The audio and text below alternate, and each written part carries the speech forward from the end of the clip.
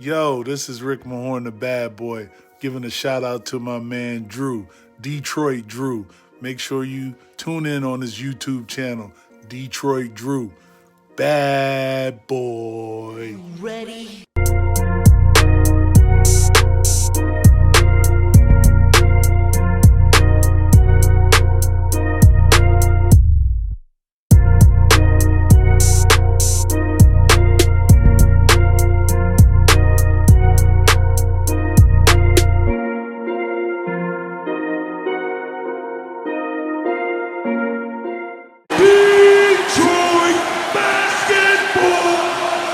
Yo, peeps, what's going on, man? Hopefully you guys are having a good Thursday, man. It certainly feels like a Friday. I'm ready for the weekend.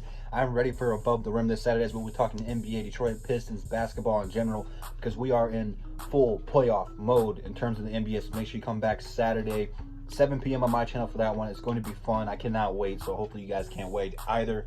But for right now, let's talk about something that I have put off until the last possible minute. Something where I knew I was going to have to talk about it later, and I really don't, because I'm not a numbers person. You know, I don't want to put limitations on people's contracts because that's not my area of expertise. I know who's worthy and who's not worthy of getting the maxes. But this one's really tricky because I'm torn on this one, because certainly Christian Wood is going to get a huge pay raise. You know, he went from not being on a guaranteed contract to making pennies in terms of NBA contracts to now going into free agency as a really sought after free agent. I know the Pistons got bid rights over him. They get first dibs. I'm not really sure what to expect here because Christian Wood played well all season long, but he was not producing and being as consistent as he was for like that 10-game stretch since the Andre trade before the league got shut down and the Pistons season ended.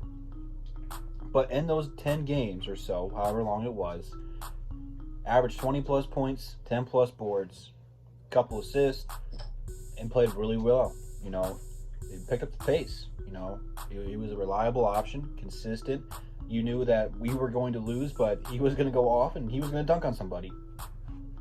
I think that, you know, he's the prime example of a player being overlooked, overshadowed, slept on, and then constantly putting in the work to get better, to prove all the people wrong. You know, he wants to be an all-star next year. He's got a lot more to do, but if he can average 20-10 to get the Pistons in a playoff position, he'll be in the conversation. So, what do I think the Pistons need to do to pay him here? I'm not really sure what the market for him is going to be because, you know, this is a weird, let me try that again. That's a really weird offseason with all the COVID, Rona stuff going on right now. I don't know how much the salary cap room is going to down. It was projected to go up by just a little bit before everything shut down. Now I don't really know how much money we're working with here, how much the NBA is allowing us to. I'm not sure how much the revenue from the bubble games is going to affect it.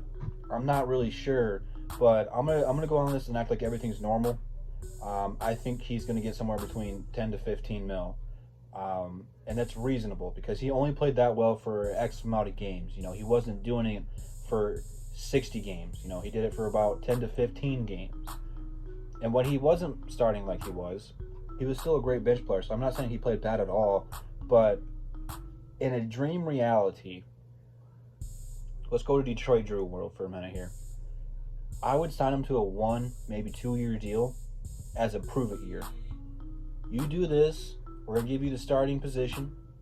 You do this again, and then we'll go ahead and give you your money. You know, because no one really expected him to do this. And now since he had a good couple games to end the year, I don't know if we're tripping or if this is a reality. Because I don't know how consistently he's going to do this. We've seen good players get on hot streaks, but you don't want to give someone who's on a hot streak a lot of money because they cool off and they're not that player. And I'm not saying that he's not. You know, he's got good positioning. He's got good instincts. I think that this shouldn't be a problem. I think he is that good. But, you know, realistically, Blake's coming back. He's going to be our number one option. Derrick Rose will be back. Luke Kennard's going to be back. That's a lot of guys who score a lot of buckets. So his point production might go down. And depending on who we get in the draft, say we get a top 4 pick, that person's going to have a lot of responsibility to hit double-digit points. So I don't know. I'm glad I'm not in the front office, because this is the part where Detroit Drew is not very good at, is the numbers. So let me know what you guys would give Christian Wood. I'm somewhere between the 10 to 15 mil range. I know a lot of you guys are going to want to give him super max deals, and then it's not realistic. So, but let me know what you guys think nonetheless. I'm not going to fight you on this one. This is no wrong answer type of deal. If it was real, I want him to get it on a league minimum. But that's not real either. So let me know. I'm curious to see what the peeps are thinking about this. Leave it down in the comments. Instagram, Twitter, DSA members, DSA website, all in the description. Did I leave anything else? Oh, DSA channel is also in the description. You should check all that stuff out, man. And I will see you guys probably tomorrow, if not Saturday, for Above the Rim on my channel. And that's the bottom line, because Double D said so. Peace.